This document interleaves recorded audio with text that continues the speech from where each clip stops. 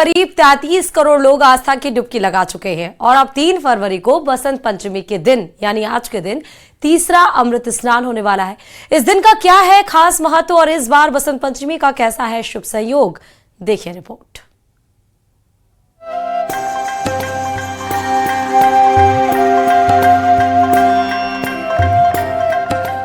फरवरी को अखाड़ों का तीसरा और अंतिम अमृत स्नान है। इस बार बसंत पंचमी को ग्रहों और नक्षत्रों का अद्भुत संयोग बन रहा है। पंच निर्मोही यानी अखाड़े के संत ब्रह्मांड गुरु ने कहा है कि कई वर्षों बाद ऐसा अद्भुत संयोग आया है। उन्होंने कहा कि इस बार बसंत पंचमी का स्नान पूर्ण स्नान होगा। उन्होंने कहा कि प्रयागराज में 3 नदियों भक्ति, ज्ञान और कर्म का संगम है।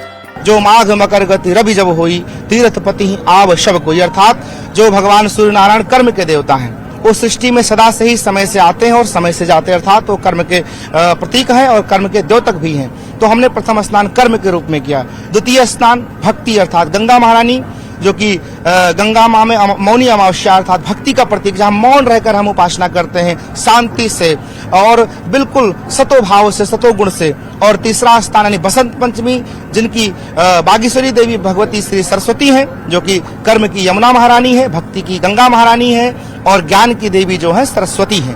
यहाँ पर तीनों नदियाँ प्रत्यक्ष है, प्रकट है, उपस्थित हैं। तो हम तृतीय स्नान जो माँ में करेंगे, भगवती त्रिवेणी संगम में हम लोग करेंगे, वह ज्ञान का स्नान है, अर्थात ज्ञान से सुसज्जित होकर के समस्त सृष्टि में धर्म हो, कर्म हो, जीवन हो या समाज के बहुत सारे कार्य हो, उसको हम कर पाएंगे। बसंत पंचमी पर ज्ञान की देवी माँ सरस्वती की आराधना का विधान है। ब्राह्मण गुरु के मुताबिक इस बार बसंत पंचमी का स्नान ब्रह्म मुहूर्त में शुरू हो जाएगा और पूरे दिन श्रद्धालु त्रिवेणी में आस्था की डुबकी लगा सकते हैं। ब्रह्म मुहूर्त में जो श्रद्धालु बसंत पंचमी का स्नान करेंगे वो अमरत्व और समत्व को प्राप्त करेंगे। संपूर्ण दिन यानी बसंत पंचमी का जो मुहूर्त है वो संपूर्ण दिवस रहेगा और उसमें जो भी स्नान करेंगे अर्थात वह अमरत्व को, समत्व को और ईश्वरत्व को प्राप्त करेंगे। क्योंकि ज्ञान के द्वारा ही सृष्टि का संचालन होता है। अगर ज्ञान नहीं है तो बहुत आप धनवान हैं, बहुत बलवान हैं, लेकिन अपने जीवन का सही उपयोग आप नहीं कर पाते हैं। इसलिए इस स्नान को करना इसलिए भी आवश्यक है क्योंकि इस महाकुंभ का यह पूर्ण स्नान भी है अमृत स्नान। चूंकि स्नान तो बहुत सारे हैं, शिवरात्रि तक मेला चलेगा और शिवरात्रि के बाद तक यानी कि जो शिवरात्रि के बाद की जो अमावस्या आएगी उस दिन भी लोग स्नान करेंगे।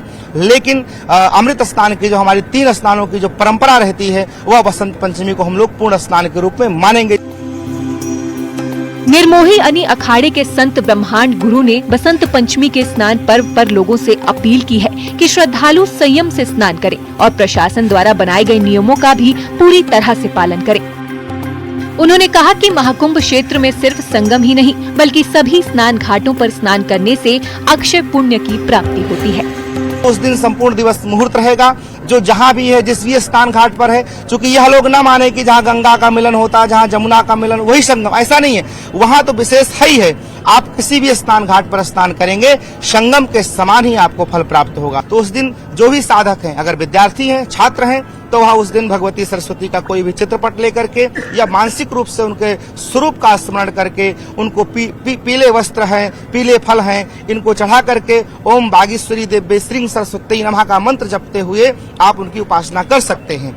और रही बात गृहस्थ हैं, जो अविवाहित हैं या ब्रह्मचारी हैं या संत ही हैं, वह लोग भी भगवती सरस्वती की पूजा उपासना करेंगे और करना चाहिए। तो इसकी विधि जो भी है षोडशोपचार विधि से आप करिए। पाद्य, अर्घ, आचमन, स्नान, वस्त्र, यज्ञोपवीत, यानी जो भी परंपरा हमारे यहाँ भोग, अर्घ या आचमन या लास्ट में आरती करके पुष्पांजलि की जो विधि है वेदों में वर्णित है।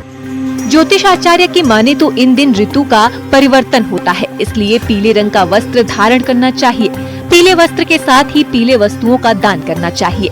बसंत पंचमी का लगन 2 फरवरी को ही लग रहा है, इसलिए लोगों को स्नान के लिए पर्याप्त समय मिलेगा।